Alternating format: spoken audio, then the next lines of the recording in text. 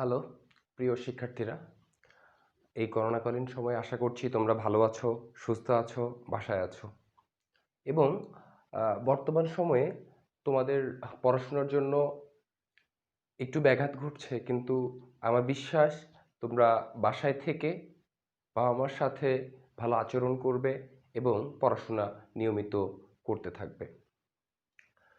আমি আজকে ক্লাস 7 এর অষ্টম অধ্যায় নিয়ে কথা বলবো এবং অষ্টম অধ্যায় হচ্ছে শব্দের কথা। আমাদের প্রতিনিয়ত চলার সাথে সাথে আমাদের শব্দের খুবই গুরুত্বপূর্ণ একটি ভূমিকা আছে এবং শব্দ খুবই গুরুত্বপূর্ণ একটা বিষয় আমাদের। আমি আজকে এই শব্দ নিয়ে আলোচনা করার চেষ্টা করছি এবং আজকে যে বিষয়গুলো নিয়ে আমি আলোচনা করব সেগুলো হচ্ছে শব্দ জিনিসটা কি, শব্দের ধরন ও প্রকারভেদ, শব্দকে যদি ভাঙি তাহলে কিভাবে প্রকারভেদ করতে পারবো, তারপর শব্দের উৎপত্তি কিভাবে হয় এবং শব্দের সঞ্চালন কিভাবে হয়, এই বিষয়টি নিয়ে আমি আজকে আলোচনা করব। তো প্রিয় শিক্ষার্থীরা, আমরা জানি শব্দ এক প্রকার শক্তি। আমরা সমস্ত কিছুকে শক্তি দিয়ে বিবেচনা করতে পারি এবং শব্দ হচ্ছে এই এক প্রকার শক্তি যা আমাদের শ্রবণের অনুভূতি জন্মায়। অর্থাৎ আমরা যা কিছু শুনি মূলত আমরা শব্দ শক্তিটাই শুনি। তো শব্দ শক্তি এক জায়গা থেকে আরেক জায়গায় স্থানান্তরিত হয়। এই শব্দটি আমরা শুনছি এবং এই শব্দ নিয়ে আমরা আলোচনা করছি। তো শব্দ বিভিন্ন ধরনের হতে পারে। ধরো, একটু চিন্তা করো, তুমি বাসায় বসে আছো, এই সময় রান্নাঘরে মা কোনো কাজ করছে, কোনো একটা প্লেট হাত থেকে পড়ে গেছে, একটি শব্দ হয়েছে। বা তুমি পড়াশোনা করছো, হাত দিয়ে কোনো একটা জায়গায় একটু আঘাত করছো, তাহলে ঠক ঠক এক ধরনের শব্দ পাচ্ছ। বা বাসায় পড়াশোনার সময় বা অন্য কোনো কাজ করার সময় বাইরের থেকে কোনো কুকুরের আওয়াজ শুনতে পাচ্ছ, তার ঘেউ ঘেউ আওয়াজ শুনতে পাচ্ছ, এটিও এক প্রকার শব্দ। তার শব্দ বিভিন্ন ধরনের হতে পারে। তো বিভিন্ন ধরনের মধ্যে তাহলে কিছু শব্দ এক ধরনের মধ্যে পড়বে, আর এক শব্দ আর এক ধরনের মধ্যে পড়বে। তো শব্দগুলোকে আমরা দুইভাবে ভাগ করতে পারি। একটি হচ্ছে সুরযুক্ত শব্দ, আরেকটি হচ্ছে সুরবর্জিত শব্দ, বা যেটিকে আমরা নয়েজ বলতে পারছি। আমাদের যেমন কুকুরের ঘেউ ঘেউ শুনতে ভালো লাগে না, কোথাও খটখট আওয়াজ শুনতে ভালো লাগে না, কিন্তু কোথাও যদি বাদ্যযন্ত্র বাজে, যেমন বেহালা বাজে, বাঁশি বাজে, তখন সেই শব্দটা শুনতে কিন্তু আমাদের ভালো লাগে। অর্থাৎ আমরা বলতে পারি যে শব্দ যখন উৎসের নিয়মিত এবং পর্যাবৃত্ত কম্পনের ফলে উৎপন্ন হয় এবং যা শুনতে আমাদের ভালো লাগে, সোজা বাংলা কথায় হচ্ছে যে শব্দটি শুনতে আমাদের কানে ভালো অনুভূতি জন্মায়, সেই শব্দটিকে আমরা সুরযুক্ত শব্দ বলবো। আর যেটি আমাদের কানে বিরক্তির সৃষ্টি করে বা আমাদের শুনতে স্মৃতিমধুর লাগে না, সেই শব্দটিকে আমরা নয়েজ বলতে পারবো বা সুরবর্জিত শব্দ বলতে পারবো। তাহলে ওইভাবেই সংজ্ঞায়ন করা হয়েছে যে শব্দ যদি উৎসের নিয়মিত এবং পর্যাবৃত্ত কম্পনের ফলে হয়। নিয়মিত এবং পর্যাবৃত্ত এই জিনিসটা খুবই ইম্পর্টেন্ট, খুবই গুরুত্বপূর্ণ। অর্থাৎ রেগুলার বেসিসে এবং পর্যাবৃত্ত মানে পর্যায়ক্রমে হয়ে থাকে, ধারাবাহিক ক্রমে হয়ে থাকে। তখন যদি উৎস থেকে এরকমভাবে শব্দ আসে, সেই শব্দকে বলবো সুরযুক্ত। আর যদি যে শব্দ আমাদের বিরক্তির কারণ হবে, সেই শব্দকে আমরা বলবো সুরবর্জিত শব্দ। এখানে উদাহরণ দেয়া আছে। আমাদের সুরযুক্ত শব্দ গিটার, বেহালা, বাদ্যযন্ত্রের সুর। একইভাবে আমাদের অনিয়মিত সুরের মধ্যে অর্থাৎ সুরবর্জিত শব্দের মধ্যে আছে গাড়ির হর্নের শব্দ, লোহার কাটার শব্দ, কুকুরের ঘেউ ঘেউ, বিভিন্ন ধরনের। তোমরা বিভিন্ন ধরনের শব্দকে নিজেরাই ক্লাসিফাই করতে পারবা এই দুইটি ক্রাইটেরিয়াতে। এখন আমরা যে সুরযুক্ত শব্দ নিয়ে কথা বলছি, এই সুরযুক্ত শব্দ হচ্ছে, এর বৈশিষ্ট্য হচ্ছে তিনটি। আমরা তিনটি বৈশিষ্ট্য জানি সুরযুক্ত শব্দের। তাহলে এই তিনটি বৈশিষ্ট্য হচ্ছে, একটি হচ্ছে প্রাবল্য বা তীব্রতা, অন্যটি হচ্ছে তীক্ষ্ণতা, তীক্ষ্ণতা এখানে মূর্ধন্য হবে, আরেকটি হচ্ছে গুণ বা জাতি। এই তিনটি একটু আলোচনা করি। সেটি হচ্ছে এরকম যে তীব্রতা বা প্রাবল্যতা জোরালো। আমি একটা কথা বলছি, তোমার পাশে আরেকজন কথা বলছে, কেউ স্লো মোশনে কথা বলে। তো এক একটা শব্দ থেকে একটা শব্দকে আমি তীব্রতার দ্বারায় বা প্রাবল্যের দ্বারায় আলাদা করতে পারি। অর্থাৎ মূলত তীব্রতা বা প্রাবল্য বলতে বোঝাবে যে একটা শব্দ আরেকটি শব্দ থেকে কতটা জোরালো, অর্থাৎ জোরালোতাটাই, অর্থাৎ একটি শব্দ আরেকটি শব্দ থেকে কতটুকু জোরালো, এই জোরালোটাই আমি হচ্ছে প্রাবল্য বা তীব্রতা দিয়ে বুঝতে পারবো। এখন তীক্ষ্ণতা নিয়ে যদি আলোচনা করি, তীক্ষ্ণতা হচ্ছে এটি হচ্ছে কম্পাঙ্ক নির্ভরশীল, অর্থাৎ যেই উৎসের কম্পাঙ্ক, যে শব্দটির কম্পাঙ্ক বেশি হবে সেই শব্দটির তীক্ষ্ণতা বোঝাবে। অর্থাৎ এটা চড়া, অর্থাৎ কিছু শব্দ আমাদের চড়া লাগতে পারে, অর্থাৎ কানে ভালো নাও লাগতে পারে, শুনতে খারাপ লাগতে পারে, এই কিছু চড়া আর কিছু স্লো মোশনের শব্দ, এটি আমাদের মূলত তীক্ষ্ণতা বলি। অর্থাৎ সুরের চড়া, অর্থাৎ চড়া সুর আবার নরম সুর, এটি মূলত তীক্ষ্ণতার একটা বৈশিষ্ট্য।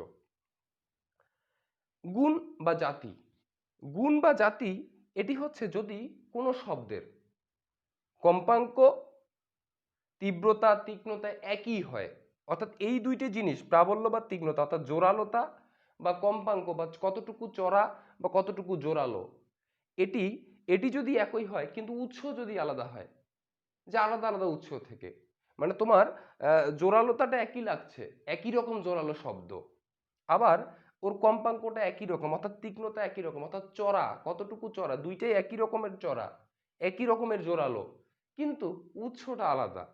যে বৈশিষ্ট্যটা দ্বারা তুমি এটি আলাদা করতে পারবা, এই বৈশিষ্ট্যটার নামই হচ্ছে গুণ বা জাতি। অর্থাৎ একই রকম বৈশিষ্ট্য কিন্তু উৎস আলাদা করতে পারবা, এটি হচ্ছে আমাদের গুণ বা জাতি, এই বৈশিষ্ট্য দ্বারা বুঝতে পারি। এখন আমি একটা আলোচনা করছি, পুরুষের গলার স্বর মোটা কিন্তু নারী বা শিশুর গলার স্বর হচ্ছে তীক্ষ্ণ কেন? খুবই খুবই মজার একটা প্রশ্ন এবং মজার একটা কথা। আমরা জানি যে পুরুষের গলার স্বর মোটা, আমাদের গলার মধ্যে দুটি পর্দা থাকে, এই পর্দাগুলোকে ভোকাল কর্ড বলে। আমি একটু লিখে দিই,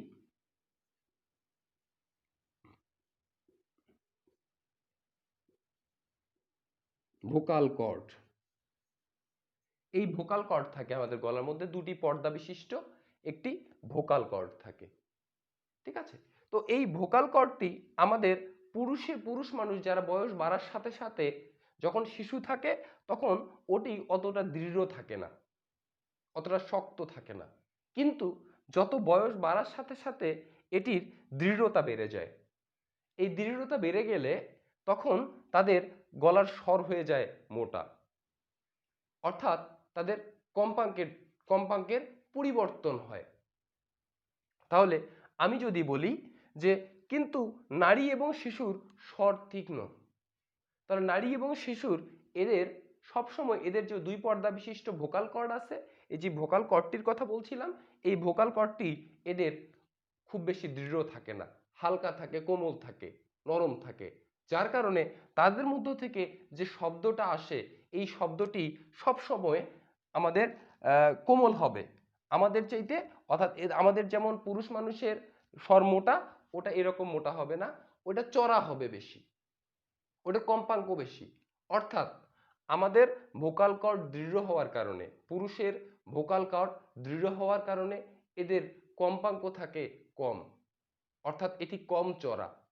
কিন্তু নারী এবং শিশুদের ভোকাল কর্ড নরম থাকার কারণে কম্পাঙ্ক হয় বেশি, কম্পিত হয় বেশি, যার কারণে ওদের শব্দগুলো তীক্ষ্ণ হয় বেশি। এটি হচ্ছে মূলত এই কোশ্চেনের কারণ। শব্দের উৎপত্তি, তাহলে শব্দ কিভাবে উৎপত্তি লাভ করে, শব্দ উৎপত্তি কিভাবে হয়? আমরা জানি যে শব্দ উৎপন্নের জন্য মাধ্যমের কণার কম্পন দরকার, অর্থাৎ মূলত কম্পন ছাড়া আমরা শব্দ উৎপন্ন করতে পারবো না। তাহলে বিষয়টি দাঁড়াচ্ছে যে শব্দ উৎপন্ন করতে গেলেই কম্পন হতে হবে। আমি যদি হাতে একটা প্লেট নিই, প্লেট নিয়ে কোথাও আঘাত করি, তাহলে এক ধরনের শব্দ উৎপন্ন হবে। তোমরা স্কুল শেষের দিকে বা স্কুল চলাকালীন সময়ে প্রতিটা ক্লাস শেষে বেলের শব্দ শুনতে পাও, অর্থাৎ একটি বেল ঝুলানো থাকে, ওখানে আঘাত করা হয়। এই যে আঘাত করা হচ্ছে, অর্থাৎ ওই যে পাতটি আছে, ওই পাতটিতে আঘাত করার ফলে ওই পাতটির যে কণাসমূহ আছে এসবের কম্পন সৃষ্টি হয়। এই কম্পনের মাধ্যমেই মূলত আমাদের শব্দ উৎপত্তি লাভ করে। এভাবেই মূলত শব্দ উৎপত্তি লাভ করে। এটার জন্য তোমরা এক্সাম্পল যেটা বললাম যে ক্লাসের যে বেলটা থাকে ওই বেলে আঘাত করলে শব্দ হবে অত কম্পন। তোমরা যে হাত দিয়ে টাচ করে দেখো দেখবে যে সেটি এরকম করে কম্পিত হচ্ছে, বামে ডানে কম্পিত হচ্ছে বা উপরে নিচে কম্পিত হচ্ছে। তোমরা টাচ করলে বুঝতে পারবে সেটি কম্পনশীল থাকে। যতক্ষণ কম্পন থাকবে ততক্ষণ ওর থেকে শব্দ উৎপন্ন হতে থাকবে। যদি কম্পন থেমে যায় বা আমরা যদি হাত দিয়ে টাচ করে তার কম্পন থামিয়ে দিতে পারি তাহলে তখনই শব্দ বন্ধ হয়ে যাবে। একইভাবে যদি কোনো প্লেটে তুমি আঘাত করো, প্লেটটি পরক্ষণেই যদি তুমি ধরে ফেলো তাহলে দেখবে যে ও কম্পিত হচ্ছিল। তুমি টাচ করার ফলে সেটির কম্পন কমে যাবে, যার ফলে শব্দও কমে যাবে। একটা সময় সেটি কোনো রকম শব্দই দিবে না যখন তার কোনো প্রকার কম্পন থাকবে না। এখন তোমাদের যে জিনিসটি জানার দরকার, শব্দ সঞ্চালন, অর্থাৎ শব্দ কিভাবে সঞ্চালিত হয়। তোমাদের জানা দরকার শব্দ মাধ্যম ছাড়া সঞ্চালিত হতে পারে না। শব্দ সঞ্চালনের জন্য মাধ্যম দরকার। যেমন আমি কথা বলছি, এই কথাটি রেকর্ড হচ্ছে। আবার আমি যখন ক্লাসে কথা বলি তখনও তোমরা কথা শুনতে পাও, বা তোমরা যখন কথা বলো সেই কথাটি আমি শুনতে পাই। এর কারণ হচ্ছে যে শব্দ চলতে গেলে মাধ্যম লাগবে। তাহলে শব্দ মাধ্যমে কণার স্পন্দনের মাধ্যমে কম্পিত হয়। আমি যখন কথা বলছি কথাগুলো এরকম, তোমাদের একটা বাস্তব এক্সাম্পল দিয়ে বলি। যদি একটা স্প্রিংকে তুমি আঘাত করো তাহলে স্প্রিংকে আঘাত করলে যা তুমি দেখতে পাবা,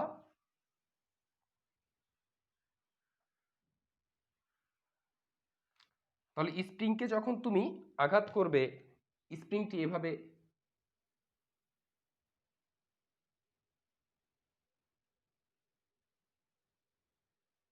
খেয়াল করো।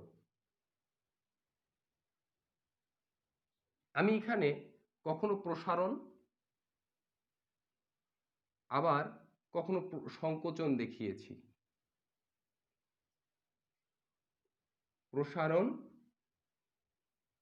সংকোচন, অর্থাৎ সংকোচন প্রসারণের মাধ্যমে আমরা স্প্রিংয়ের মধ্যে আমি যদি এপাশ দিয়ে একটা স্প্রিংকে টান দিই, টান দিয়ে ছেড়ে দিই, তাহলে ওটি একসময় সংকুচিত হবে, একসময় প্রসারিত হবে, একসময় সংকুচিত হবে, একসময় প্রসারিত হবে। এই যে তার সংকোচন প্রসারণের মাধ্যমে এই পাশের এনার্জি ওই পাশে চলে যাচ্ছে, এই এই এই প্রান্ত থেকে কোনো শক্তি ওই প্রান্তে চলে যাচ্ছে। অর্থাৎ সংকোচন এবং প্রসারণের মাধ্যমে শব্দ এক জায়গা থেকে আরেক জায়গায় চলে যাচ্ছে। আমরা ঠিক একইভাবে যখন এই বায়ু মাধ্যমে কথা বলি তখন শব্দ, আমি যখন কথা বলছি তখন শব্দটি এভাবে কম্পিত হচ্ছে, এভাবে এভাবে। অর্থাৎ তার মাধ্যমের কণাগুলো একবার যদি প্রসারণ হয় তারপরের ক্ষেত্রে সে সংকোচন হয়ে যাচ্ছে, প্রসারণ হচ্ছে আবার সংকোচন হয়ে যাচ্ছে। এখানে স্যার, এখানে স্টুডেন্ট। এই যে শব্দ আমি উৎপন্ন করছি, আমি এখানে কথা বলছি, এই কথাটি তোমরা এই সংকোচন প্রসারণের মাধ্যমে তোমার কানে গিয়ে পৌঁছাচ্ছে এবং তোমার কানে গিয়ে আমার কথাটি তোমার কানে পৌঁছায় দিচ্ছে। এভাবেই মূলত শব্দ সঞ্চালিত হয়। তাহলে শব্দ সঞ্চালিত হওয়ার জন্য অবশ্যই মাধ্যম লাগবে। হয়তোবা মনে হতে পারে যে আমি কথা বলছি তোমার আমার মধ্যে কিছু নেই, কিন্তু এর মাঝখানটায় বায়ু আছে, যেটাকে বায়বীয় পদার্থ বলছি।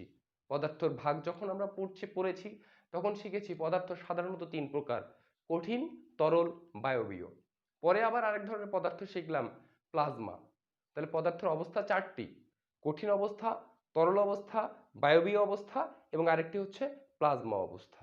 এই যে বিভিন্ন ধরনের অবস্থা পড়ছি, তো এই যে মাধ্যম আমরা যে মাধ্যমে কথা বলছি এই মাধ্যমটি বায়ু মাধ্যম। একটি চমৎকার এক্সাম্পল তোমাকে দিয়ে নিই, যে আমি এখানে কথা বলছি, একই দূরত্ব থেকে ওপাশে আরেকজন ধরো আমার কথা শুনছে। তাহলে আমি যদি এভাবে কথা বলি তখন যেভাবে যত দ্রুততর সময়ে কথাটা চলে যাবে, ঠিক আমি যদি এবার সে একটি লৌহদণ্ড রাখি, লোহার দণ্ড এখান থেকে ওই পর্যন্ত একটা দূরত্ব, নির্দিষ্ট দূরত্ব পর্যন্ত, তখন আমি যদি এখানে শব্দ করি ওই শব্দটা খুব বেশি দ্রুত যাবে। অর্থাৎ আমাদের শব্দ চলতে গেলে মাধ্যম লাগে। আমি বলছিলাম এখানে বায়ু মাধ্যম, এখানে আমি, এখানে আমার স্টুডেন্ট। আবার এখানে যদি কোনো কঠিন পাত দেই, একটা লোহার দণ্ড দেই একই দূরত্বের, এখানে যদি কোনো শব্দ উৎপন্ন করি, আমি শব্দ উৎপন্ন করলাম আর এখানে আমার স্টুডেন্ট এই শব্দটি শুনছে, কান পেতে শুনছে। এই বায়ু মাধ্যমে যখন শব্দটা যাচ্ছে, এখান থেকে ওই পর্যন্ত যেতে যে সময় লাগবে, এই কঠিন মাধ্যমে অর্থাৎ লোহা দিয়ে যখন শব্দটি পাঠাবো, তখন একই শব্দের জন্য এটি দ্রুততম সময়ে যাবে। অর্থাৎ শব্দ যদি শূন্য মাধ্যম হয়, যদি এখানে বায়ু না থাকতো, যদি এখানে কিছুই কোনো মাধ্যমই না থাকতো, তাহলে শব্দ পাস করানো সম্ভব ছিল না, শব্দ এক জায়গা থেকে আরেক জায়গায় যাবে না। মূলত এটা এই মাধ্যমের সাহায্যেই এক জায়গা থেকে আরেক জায়গায় চলে যায়। তাহলে এটি মূলত শব্দের গতি, শব্দ কত দ্রুত হারে যাচ্ছে, এটি এটি নির্ভর করে আমাদের মাধ্যমের উপর। আমরা কোন মাধ্যমে কথা বলছি সেই মাধ্যমের উপর নির্ভর করে শব্দ কত দ্রুত যাবে, অর্থাৎ শব্দের গতিবেগ এটি নির্ভর করে মাধ্যমের উপর। তাহলে আমরা সাধারণত তিনটি মাধ্যম দিয়ে যদি এক্সাম্পলটি দিই, আমরা তিন ধরনের মাধ্যম দিয়ে খুব বেশি পরিচিত। সেটি হচ্ছে এরকম যে একটি মাধ্যম হচ্ছে কঠিন, আমি যদি লোহা দেই, লোহাতে শব্দের বেগ আছে একটি,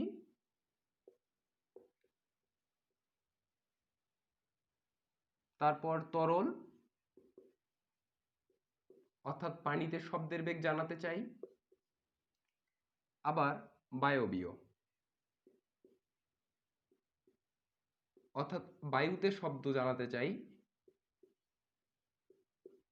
তাহলে আমরা জানি শব্দের বেগের একক হচ্ছে মিটার পার সেকেন্ড, তোমরা জানো। তাহলে বায়ুতে শব্দের বেগ হচ্ছে 343 মিটার পার সেকেন্ড। আবার পানিতে শব্দের বেগ হচ্ছে 1496 মিটার পার সেকেন্ড। আবার লোহাতে শব্দের বেগ হচ্ছে 6420 মিটার পার সেকেন্ড। অর্থাৎ আমাদের বায়ু মাধ্যমে শব্দ প্রতি সেকেন্ডে 343 মিটার দূরত্ব অতিক্রম করে, 343 মিটার দূরত্ব অতিক্রম করে শব্দ। আবার এই শব্দই যদি পানিতে নিয়ে যাই, সেই শব্দ 1496 1496 মিটার দূরত্ব অতিক্রম করবে প্রতি সেকেন্ডে, এক সেকেন্ডের জন্য। আবার যদি কঠিন মাধ্যমে যাই, তাহলে সেটি প্রতি সেকেন্ডে 6420 মিটার দূরত্ব অতিক্রম করবে। অর্থাৎ আমি মাধ্যমের উপর দেখছি যে কঠিন মাধ্যমে শব্দের বেগ সবচাইতে বেশি, আমি এই মাধ্যম ওয়াইজ যদি আসি, তারপরে হচ্ছে তরল মাধ্যমে শব্দের বেগ তার তুলনায় কম, এবং সবচাইতে কম হচ্ছে আমাদের বায়ু মাধ্যমে, যেটি 343 মিটার পার সেকেন্ড।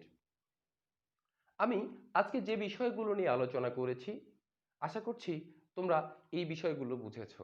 আমি আলোচনা করেছি শব্দ, শব্দ কাকে বলে। আমি বলেছি শব্দ এক প্রকার শক্তি যা আমাদের শ্রবণের অনুভূতি জন্মায়, অর্থাৎ যার সাহায্যে আমরা বুঝতে পেরেছি যে আমরা কিছু শুনলাম, এই অনুভূতিটা আমাদের এই মস্তিষ্কে যোগান দেয় এই শব্দ শক্তি। শব্দের ধরন শিখেছি, শব্দ দুই ধরনের হতে পারে, একটা সুরযুক্ত, একটা সুরবর্জিত। তাহলে যেগুলো শুনতে ভালো লাগে সেগুলো সুরযুক্ত, যেগুলো শুনতে ভালো লাগে না সেগুলো হচ্ছে সুরবর্জিত। তারপরে শিখেছি যে শব্দের সুরযুক্ত শব্দের বৈশিষ্ট্য তিনটা: প্রাবল্য বা তীব্রতা, একটি তীক্ষ্ণতা, আরেকটি হচ্ছে কি গুণ বা জাতি। তারপরে শিখলাম যে শব্দ কিভাবে উৎপত্তি লাভ করে, কিভাবে শব্দ উৎপন্ন হয়, এবং আমরা শিখেছি শব্দ কিভাবে সঞ্চালিত হয় এবং কোন মাধ্যমে শব্দের বেগ বেশি। আশা করছি তোমরা বাসায় পড়াশোনা করবা, ভালো করে পড়াশোনা করবা, মা বাবাদের কথা শুনবা, ভালো আচরণ করবা এবং বাসায় থাকবা, সুস্থ থাকবা। ততদিন ভালো থাকো। আমি পরবর্তী খুব দ্রুত আর এর পরবর্তী ক্লাস নিয়ে, অর্থাৎ এই অধ্যায়ের পরবর্তী অংশ নিয়ে হাজির হব। ততদিন ভালো থেকো, সুস্থ থেকো। ধন্যবাদ সকলকে।